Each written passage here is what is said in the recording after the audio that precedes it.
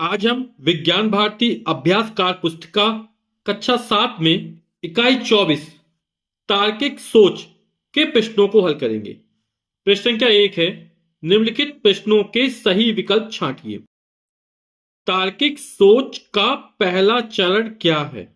जानकारी व्यवस्थित करना, तर्कों का मूल्यांकन, संरचना, तर्क लगाना, साक्ष्य पर विचार। तो तार्किक सोच का जो पहला चरण है वो है जानकारी व्यवस्थित करना। अगला है फ्लो चार्ट है एक प्रकार की सूची, एक प्रकार की गणना, एक प्रकार का डेटा स्टोर करने का तरीका और चित्रात्मक रूप में प्रक्रिया को दर्शाना। तो जो फ्लो चार्ट में होता है वो चित्रात्मक रूप में है ना, अपन प्रक्रिया को दर्शाते हैं। तो इसका जो दा विकल्प होगा वो सही हो जाएगा। फ्लो चार्ट में निर्णय डिसीजन को दर्शाता है और फ्लो चार्ट में जो डिसीजन निर्णय को दर्शाता है वो होता है समकोण त्रिकोण या डायमंड। तो ये सा विकल्प सही हो जाएगा। नेक्स्ट है एल्गोरिथम होता है एक अव्यवस्थित तरीका, एक प्रकार की गणना, केवल सॉफ्टवेयर प्रक्रिया, एक निर्धारित और व्यवस्थित प्रक्रिया। तो जो एल्गोरिथम होता है वो एक निर्धारित और व्यवस्थित प्रक्रिया होता है।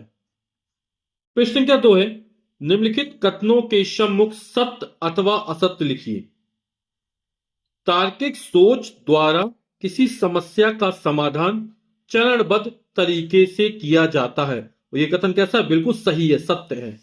नेक्स्ट है, समस्या को हल करने में तार्किक चरणबद्ध विधि लिखना एल्गोरिथम कहलाता है। यह भी बिल्कुल सही है। फ्लो लाइन का प्रयोग फ्लो चार्ट को स्टार्ट करने के लिए किया जाता है। यह बिल्कुल गलत है। यह प्रक्रिया को आगे पीछे दर्शाने के लिए प्रयोग किया जाता है। प्रक्रिया के प्रवाह की दिशा को बताता है फ्लो लाइन।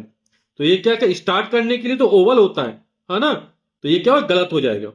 वृत्त फ्लो चार्ट का मुख्य घटक है। यह भी क्या? असत्य कथन है। चिन्हों के माध्यम से प्रदर्शित एल्गोरिथम को फ्लो चार्ट कहते हैं। यह कथन कैसा है? बिल्कुल सही है, सत्य कथन है। प्रश्न का 3 है, नीचे दिए गए घटक फ्लो चार्ट से जुड़े हैं, इनके उपयोग को संक्षेप में लिखिए। तो फ्लो चार्ट ये तीर एरो है ना, ये फ्लो लाइन, यह प्रक्रिया के प्रवाह की दिशा आगे या पीछे बताता है या दो चरणों के जोड़ने का काम करता है। आयत रेक्टेंगल ये किसको प्रदर्शित करता है, किसको उपयोग में लाया जाता है?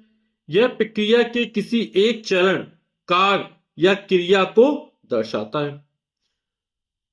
और ये डायमंड है ना, समकोण त्रिकोण, ये क्या करता है, इसका क्या उपयोग है?